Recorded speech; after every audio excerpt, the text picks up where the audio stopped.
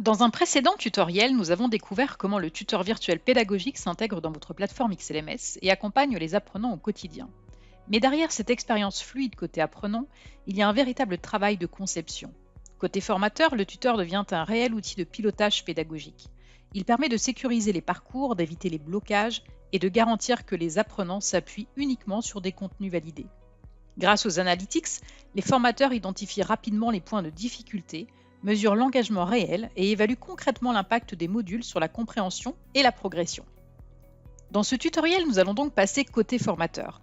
Nous allons voir comment créer un tuteur pédagogique avec raison, comment définir sa base de connaissances, paramétrer son comportement et l'intégrer dans XLMS pour le rendre accessible aux apprenants. Aujourd'hui, je vais donc prendre le rôle d'un formateur au sein de l'entreprise Experteam sur la plateforme XLMS. Mon objectif est simple, m'assurer que tous mes apprenants aillent au bout de la formation, maîtrisent l'ensemble des sujets et que personne ne reste bloqué en chemin. Je suis donc connectée à ma plateforme XLMS. J'ai créé un cours sur la vente composé de plusieurs leçons contenant notamment un module e-learning, une fiche PDF, un quiz, etc. Je veux maintenant enrichir ce cours avec un assistant pédagogique et capable d'accompagner mes apprenants à tout moment. Pour cela, je me rends sur l'application Raison. J'ai au préalable créé mon compte, donc je saisis mon email et mon mot de passe, puis je me connecte. J'arrive sur mon tableau de bord, je clique sur Nouvel assistant. Je peux modifier la langue de l'interface et choisir l'organisation pour laquelle je souhaite rattacher cet assistant.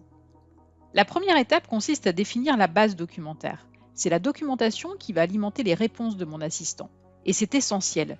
Le tuteur ne répondra qu'à partir des ressources que j'aurai validées.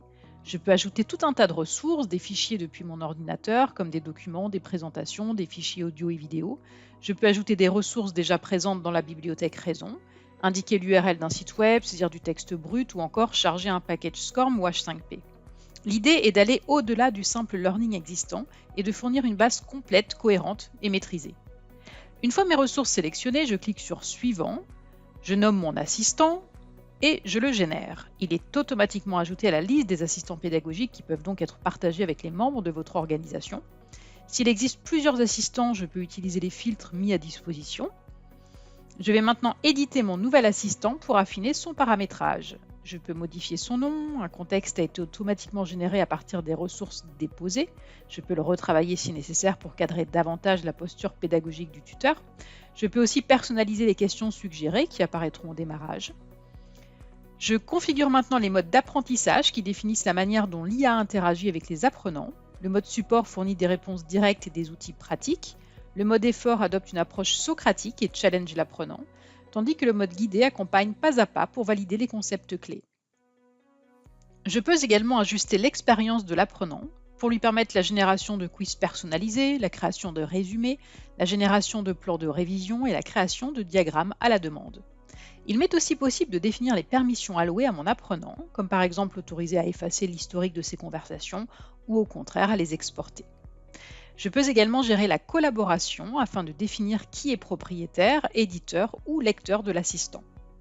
Enfin, quelques options avancées qui me permettent de vider l'aperçu du chat ou de supprimer définitivement l'assistant.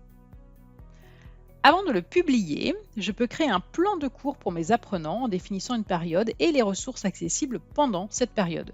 Je peux également préparer un quiz en amont qui sera disponible pour mes apprenants avec différents types de questions. Pour chacune d'elles, j'indique la bonne réponse et le feedback associé. Le feedback immédiat, notamment sur les questions ouvertes, est particulièrement puissant. Je lance ensuite l'aperçu. En tant que formateur, je vais interagir avec le tuteur, poser les questions que pourraient se poser mes apprenants, observer son comportement. Je vérifie par exemple que les ressources ont bien été intégrées, que la banque de questions est pertinente et que la mind map correspond bien aux thématiques attendues. C'est une étape clé car pour rappel, le tuteur n'ira chercher ses réponses que dans mes ressources validées. Une fois satisfait, je rends l'assistant public pour pouvoir le partager. Je choisis l'un des modes d'intégration proposés, je copie le code, je retourne sur XLMS dans les propriétés du cours, dans la section dédiée, et je colle le script. Côté apprenant, le tuteur apparaît désormais à côté du cours. Comme vu dans le tutoriel Tuteur vue apprenant, l'apprenant peut dès à présent et à tout moment converser en langage naturel avec l'assistant, obtenir des réponses sourcées, générer des quiz, des résumés et recevoir un feedback immédiat. Si vous souhaitez plus d'infos sur les interactions de l'apprenant avec le tuteur, je vous invite à regarder le tutoriel dédié. Nous avons donc créé et paramétré notre assistant pédagogique et nous venons de l'intégrer à notre plateforme XLMS. Mais le travail du formateur ne s'arrête pas là. Une fois disponible côté LMS, vos assistants pédagogiques vivent. Dans le tableau de bord de raison, je peux notamment voir le nombre d'apprenants actifs, le nombre de questions posées, les assistants les plus utilisés. Grâce à un algorithme d'analyse, je visualise les sujets les plus récurrents. Je peux consulter les conversations concernées et ajuster mon contenu pédagogique. Je peux également consulter la liste des apprenants ayant interagi, le détail des interactions par apprenant, les questions envoyées aux référents. À tout moment, je peux enrichir ou modifier la base documentaire. Et dans une logique collaborative, toutes les ressources téléchargées sont conservées dans une bibliothèque réutilisable pour d'autres assistants. En activant un assistant pédagogique dans vos formations, l'entreprise gagne en performance et en engagement. Les collaborateurs bénéficient d'un accompagnement personnalisé et les formateurs pilotent plus simplement l'impact de leur parcours. Si vous souhaitez aller plus loin, testez Raison pendant 4 semaines sur l'un de vos modules et mesurez son impact sur l'engagement et la progression de vos équipes. Pour toute question, notre équipe est disponible. Et si vous voulez voir une fonctionnalité XLMS dans un prochain tutoriel, écrivez-nous. Merci et à bientôt.